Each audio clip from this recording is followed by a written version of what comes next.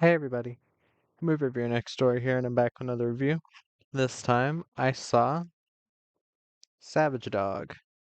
This is a 2017 action thriller revenge film directed by Jesse B. Johnson, and it stars Scott Adkins, Marko Zaror, Juju Chan, Kung Lee, Vladimir Kulich, Keith David, and Matthew Marsden.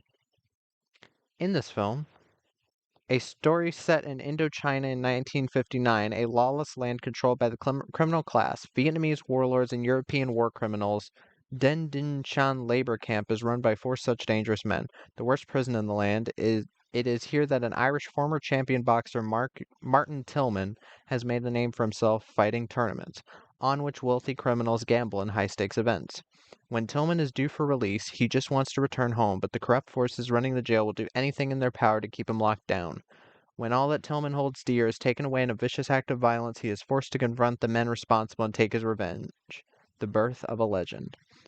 So, what did I think of Savage Dog?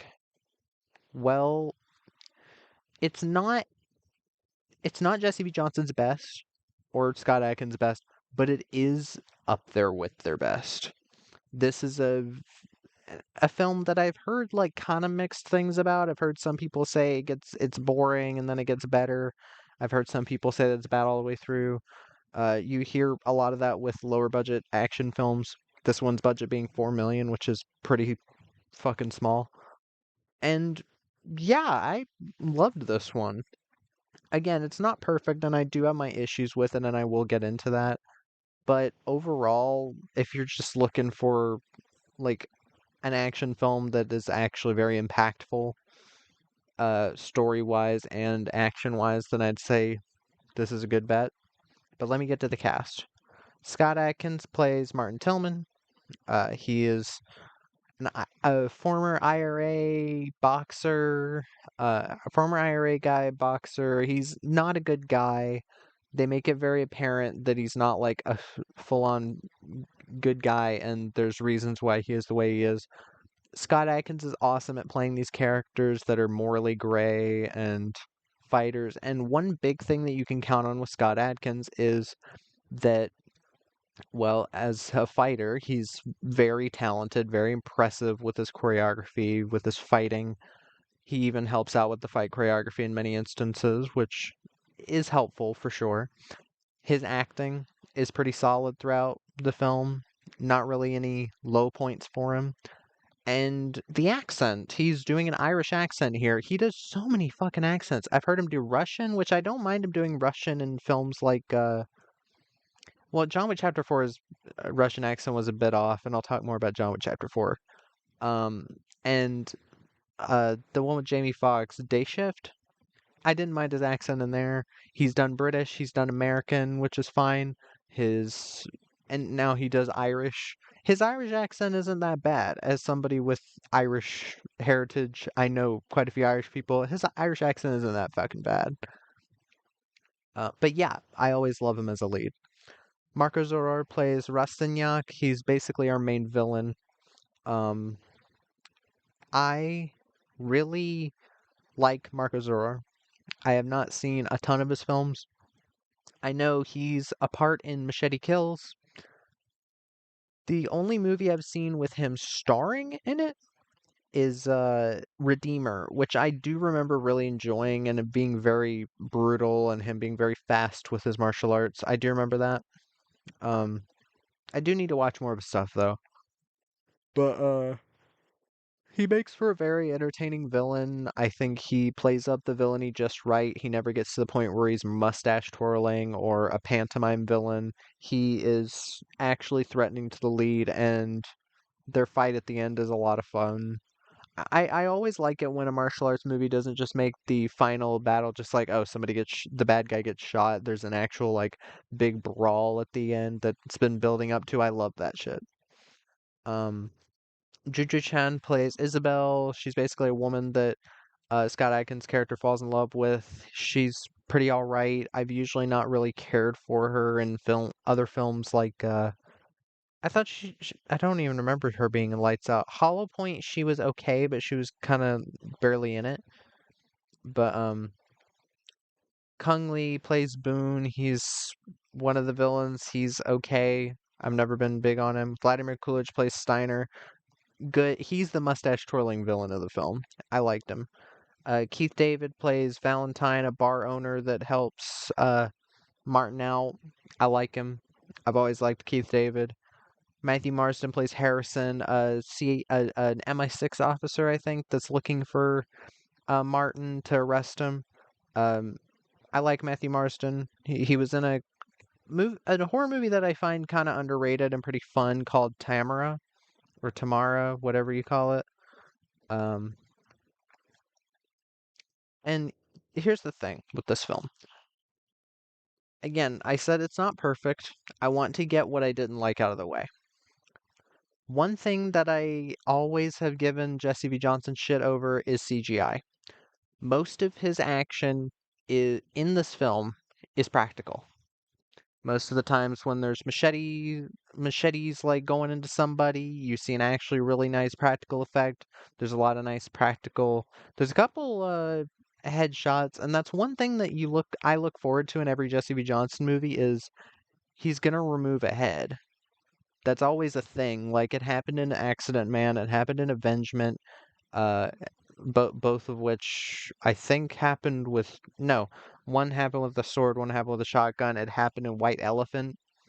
Um, Olga Kurylenko shot the guy in the head, and his head fucking exploded. It happened in The Butcher. It happened in. I swear to God, it happens in literally every fucking Jesse V. Johnson movie. So it must just be a thing he has, like a signature, like, ooh, I've got to destroy a head in this film, and it does happen in this, and it's glorious. Um, Lots of amazing practical effects, but I will say one of my biggest issues, especially in the final boss encounter, is there's some really bad CGI blood that it's not good at all. It looks like a placeholder effect. And again, I'm glad this isn't a huge issue throughout the film because if all of the blood was CGI, this would genuinely like my thoughts on the film would be a lot less good. Um, I do think Kung Lee's character could have done a bit more. He really doesn't do much other than stand there and talk. The only villain you really have kind of built up to be more of a villain is Marko Zaror's character. So he's really the only one like wanted to see die so bad. The others it's just like, okay, this random thing, they're bad. But again, it's an action movie. You don't need like super complex villains. Um, there's some weird things with the effect with how the film is edited. There's a bit during a lightning storm where they flash like white for a frame whenever the lightning is supposed to be there, and I wasn't a fan of that editing choice. It just seems a little cheap, like they didn't want to. Like, you don't have to animate lightning in that. All you have to do is have like a light off camera to like simulate the flashes. That's what most movies do. But they did that, and then later they actually do the flashing off camera, so I don't really understand that. There's some weird editing things where it looks like the movie's glitching a bit, and I know it's not my Blu-ray because when I played it back, it happened the exact same way. It's there's some weird editing things, and Jesse B. Johnson does have a tendency to do some weird shit that I'm not a fan of at times, even though I do overall really like his movies. But this film, if you want brutal action, you got it. There's lots of machete slices, very brutal stuff. Um, Lots of uh really nice squibs. I think I only noticed like a couple CG like blood spurts that didn't weren't like super obvious. It was usually when a character's like really far away from the camera that they do that, which I'm okay with that, whatever. Again, this is a super low budget film, so it makes sense that you'd use it for certain things. Um, Scott Adkins in possibly one of his most brutal roles, where he's kind of just doing what he has to survive. He's not trying to be a good guy. He's just trying to get the fuck out of there. He doesn't care what he has to do to people. And yeah, it was nice to see him play a pretty unhinged character, like especially when the revenge arc is coming up. Oh yeah, another thing I wasn't crazy about, I wish the film got to the revenge a bit earlier and did a bit more with it. Um, like working the way up the ranks maybe, but still. Um, I like the setting that it's Indochina in 59. This is the first time I've seen Scott Adkins do kind of a period piece where again it's not like it's not like it's trying to go for like a war movie thing. It's not one of those movies where you're seeing like towns and stuff. It's mostly in the woods, but in like woodsy towns kinda or like sectors. I still like it. It is a thing that Jesse B. Johnson does kind of often. He did it with The Mercenary with Dominic Vandenberg, uh, and Hell Hath No Fury with Nina Bergman. He does like to do that. I guess it does keep budgets down. Um, again, Scott Adkins just brutal.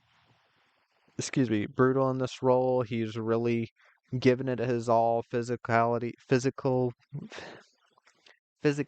wise, and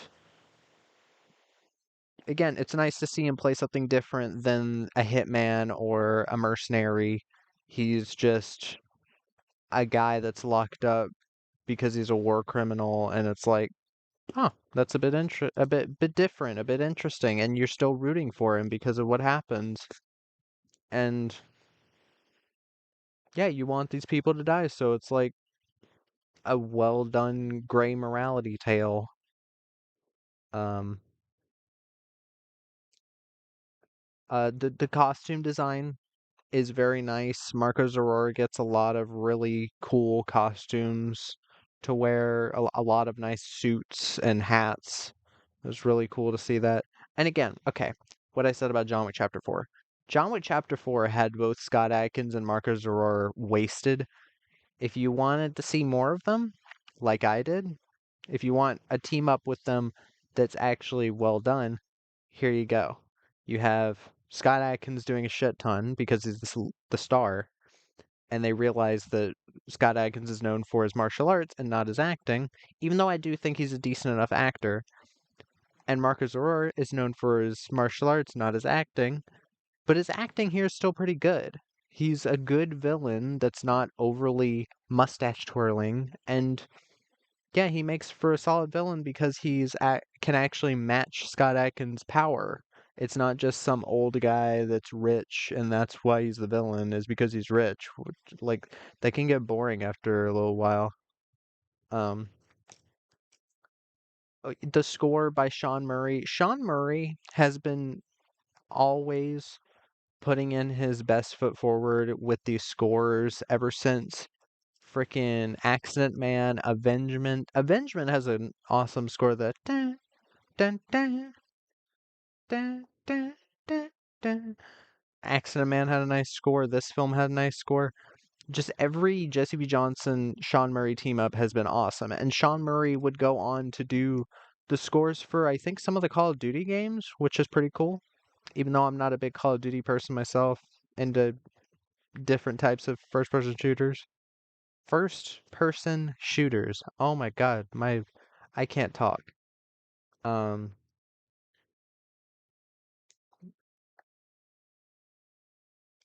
the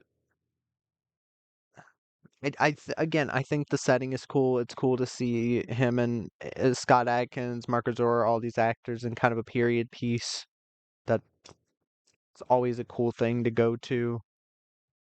And just overall, like it's just a fun movie. Again, some of the CG blood does not look good. I will agree there. There's a really bad effect at the end of the movie that I was like, okay, that kind of it doesn't ruin the ending, but it does take me out of it quite a bit. But again, what happens leading up to it is still badass enough to keep me really interested. And I think they were alluding to a sequel to this, kinda, at the end. But I mean, there hasn't been one, so I doubt there will be. But still, it's a really fun action movie. I think I got this pack for like $8 or $9. Close Range and Savage Dog. I'd say Savage Dog is the better film of these two, but Close Range is still a lot of fun. Quite a bit of fun. 80 minutes. Like it is a really short movie. I think it's actually 85, but whatever. Short movie and it knows when to finish. But still, I really enjoyed Savage Dog and I hope other people will too. So that was my review of Savage Dog. If you've seen the film, let me know what your thoughts are in the comments down below. If you have any recommendations, put them down there as well. And movie reviewer next door.